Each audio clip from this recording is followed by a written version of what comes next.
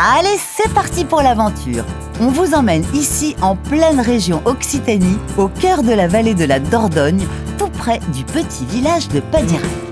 Ah, je crois que je l'aperçois, ce gouffre. Regardez, c'est lui, le gouffre de Padirac.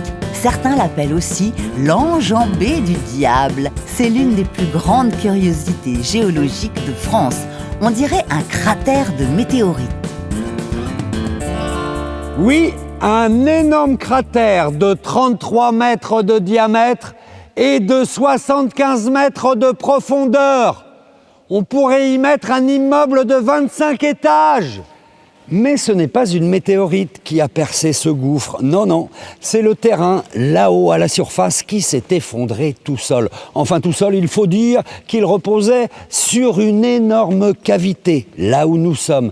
Une salle souterraine immense qui avait été percée pendant des milliers d'années par l'eau et par les rivières souterraines. En fait, c'est le plafond qui s'est effondré. Voilà comment s'est formé ce puits. Mais attention, l'histoire du gouffre de Padirac commence bien avant. Il y a environ 170 millions d'années. Si, la petite voix. 170 millions d'années!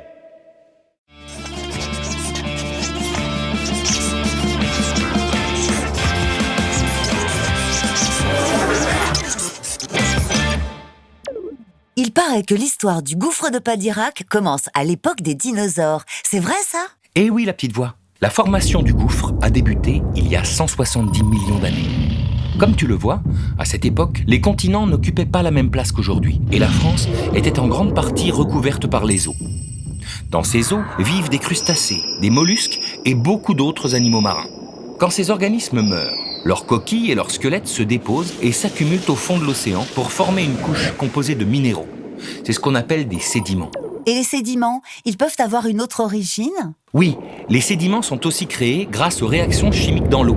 Le CO2 atmosphérique, absorbé par l'océan, crée de petites molécules chimiques, les ions bicarbonate.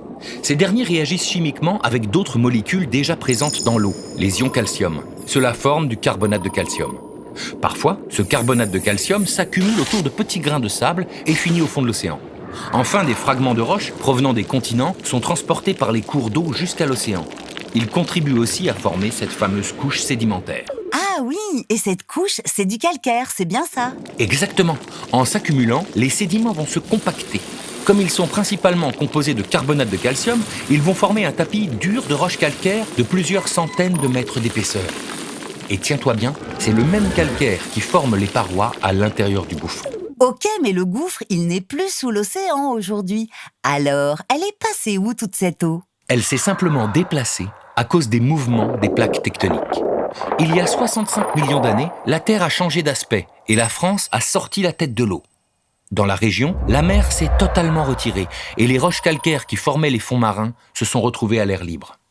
Ensuite, la végétation a progressivement colonisé les roches calcaires et a formé une couverture par-dessus. Mais les grottes et les galeries, elles se sont creusées à quel moment ? C'est encore une histoire de plaques tectoniques. Quelques millions d'années après le retrait de l'océan, la plaque ibérique qui porte l'Espagne entre en collision avec la plaque Eurasie. Cette collision provoque la formation et l'élévation des Pyrénées, à proximité du futur gouffre de Padirac. Bien sûr, la surrection d'une chaîne de montagnes n'est pas sans conséquence pour la région. Comme la roche calcaire est cassante, elle se plisse et se fissure de toutes parts. L'eau peut désormais la traverser. Ah, je comprends, l'eau de pluie va donc s'infiltrer. Mais ça n'explique pas comment se forment les grottes. Eh bien, quand la pluie traverse l'atmosphère, puis ensuite l'humus, la couche de matière en décomposition sur le sol, elle se charge en dioxyde de carbone, le CO2. L'eau de pluie devient alors plus acide.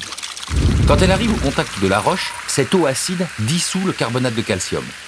Pendant 1 à 2 millions d'années, l'eau s'infiltre petit à petit dans les fissures de la roche. Elle forme des rivières souterraines et creuse un immense réseau de galeries et de grottes de plus en plus grandes. C'est le réseau karstique. D'accord. Bon, et le gouffre, comment il s'est ouvert ? Au fur et à mesure que les eaux acides ont dissous la roche, une grande salle souterraine s'est creusée dans le massif calcaire. En parallèle, à la surface, les couches calcaires qui constituent le sol sont progressivement rongées sous l'effet de l'eau, de la glace ou encore du vent. C'est l'érosion. Au fil du temps, ces couches calcaires s'amincissent et rejoignent le plafond de la salle souterraine. Finalement, le plafond finit par s'effondrer.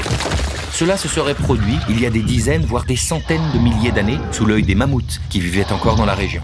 Eh ben, quelle histoire!